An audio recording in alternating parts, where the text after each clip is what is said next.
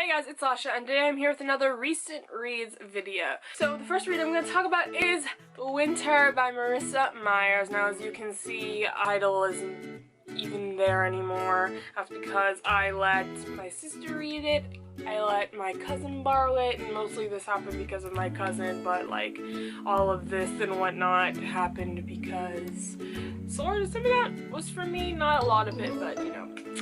Obviously, this is the last installment of the Lunar Chronicles, which everybody was really excited about late last year, and I didn't get it till my birthday, which was February. In the middle-ish of February, and I read it at the beginning of March, and it was everything you would want an ending to be. I really enjoyed it. The writing was great in this book. The switched points of view were not even confusing at all.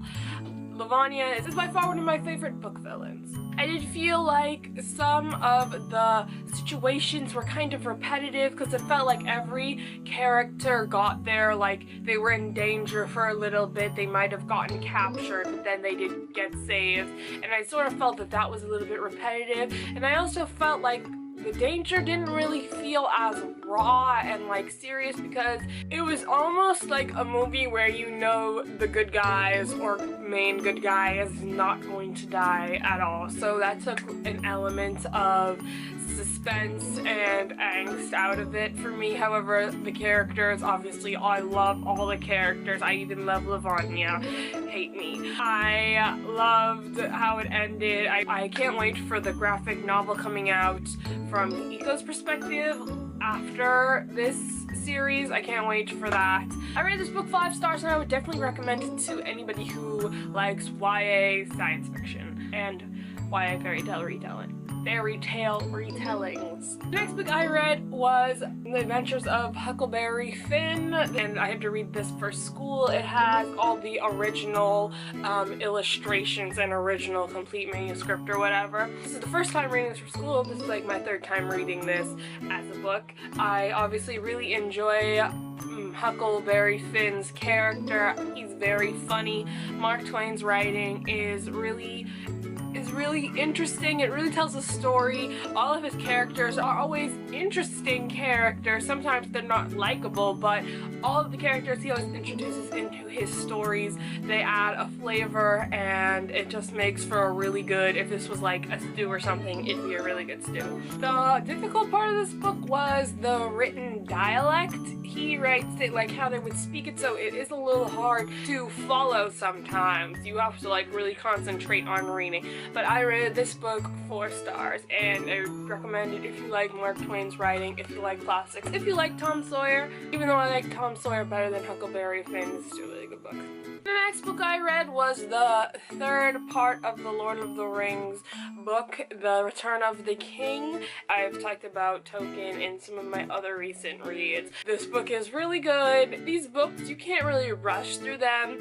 I know I can't rush through them or else I just wouldn't read them at all, barely. You gotta take your time to really know the characters and get the settings. These are really good fantasy adventure books. I would really recommend it if you're a high fantasy lover, because I believe Tolkien is like the king of high fantasy. So yeah, I rated this 5 stars.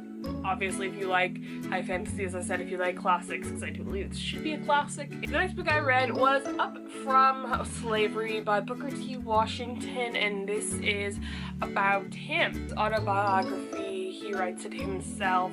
It's about his beginnings, then it's also about the beginnings of his school on the Tuskegee institution. It really talks about his conviction that I'm gonna like just literally off the back of thing, that black man's salvation is from education and industriousness and self-reliance. And I really enjoyed this book. It wasn't what I thought it was going to be, but it was still really good. I read this book 4 stars. The next books I'm going to get to is the Legend trilogy by Marie Lu. I have Legend, Prodigy, Champion. I did a serious review on these spoiler-free, and I will leave that in the description below and also in the cards. So I'm not going to really talk that much about this, besides to say Marie Lu as an author, I've loved all her books I've read so far, which has been this series and The Young Elites. I haven't read The Rose Society yet. Her plot is always good, and I like her characters and the way that you can really feel them.